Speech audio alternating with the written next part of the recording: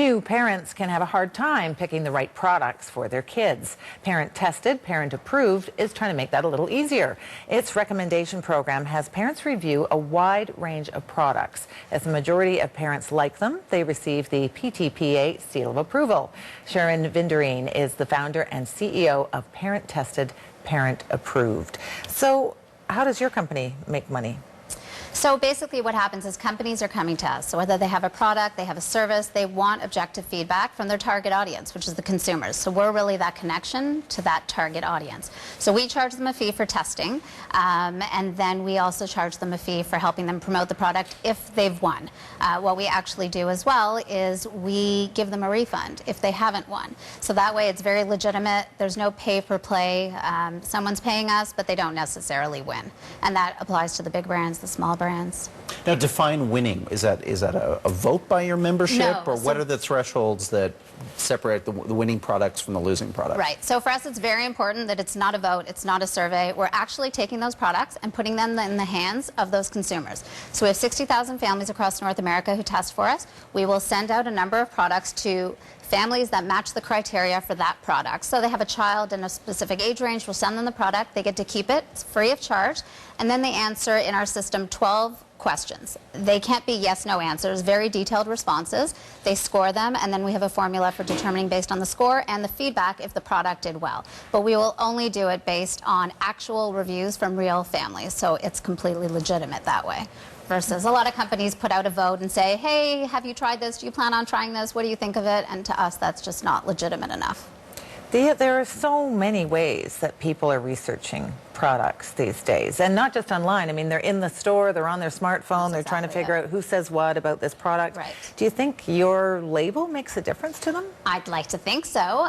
So we have companies from small entrepreneurs who are just starting up, using our seal of approval, to companies like Microsoft, Sony, Dell. The Harlem Globetrotters was using it throughout their shows across North America. So really amazing brands who have really taken a chance.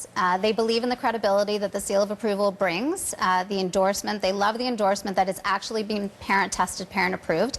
And based on the fact that we do a ton of media across North America, always talking about the seal, but always talking about the products that have earned our certification.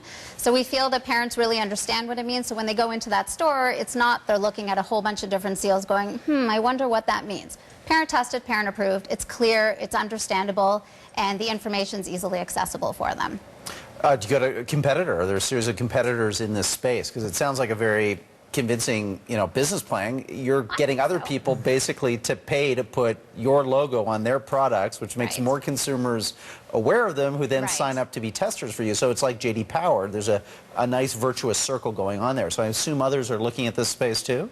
So there's a lot of awards companies in the U.S., and that's actually how I started. I had come up with a baby product, couldn't figure out how to get it to market, get people to know about it, signed up with an awards program in the U.S. who promised they would do X, Y, and Z, and quite frankly, they did none of that. And then when I actually wanted them to promote something, it was give me a few thousand here, give me a few thousand there. As an entrepreneur, you can't afford that.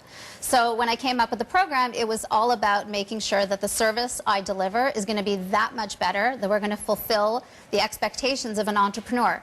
Great media opportunities, great television opportunities, great magazine opportunities. An entrepreneur can't buy a a magazine ad in a national magazine. So we offer co-op ads where we will take 8 to 10 products and give them a little spot on that page. It's now affordable. It's now an objective awards company saying, hey, here's the winner's parents, this is what you should know about. So that's really the tools that we use in order to promote those products.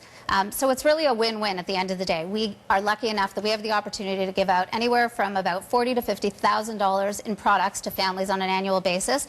That way we're also doing something good for the communities around us. We're trying to match up products with families who might not have the opportunity to purchase those products. So that's kind of keeping in mind, we always wanted to make sure that as part of the business, we are always going to be giving back, and that's our way of doing it. Do you think anyone's concerned about the accuracy of the reviews, considering that these families that are testing the products are getting them for free? Right. I mean, I know myself, if I get something for free, I'm not as harsh on something if I've paid my own hard-earned dollars for it. So what we actually tell people they have to sign a terms and conditions. So what we actually tell them is, It doesn't matter if you liked it, didn't like it. We want your honest opinion. You are going to continue to receive products if you do a thorough evaluation. That's what we are judging you on. So you don't have to like the product we sent you. It doesn't mean we're never going to send you a product to test again. We want you to be as honest as possible, because at the end of the day, you are changing how the manufacturer is making their product. We want you to be that voice, and we want to take that voice to the manufacturer and say, hey, this is what the consumer wants out of your product. These are the changes you need to make. And quite frankly, I'd rather them say that than say, oh, everything was wonderful and we loved it and everything should get approved. Because, you know, then I don't think we're really providing a value to anyone.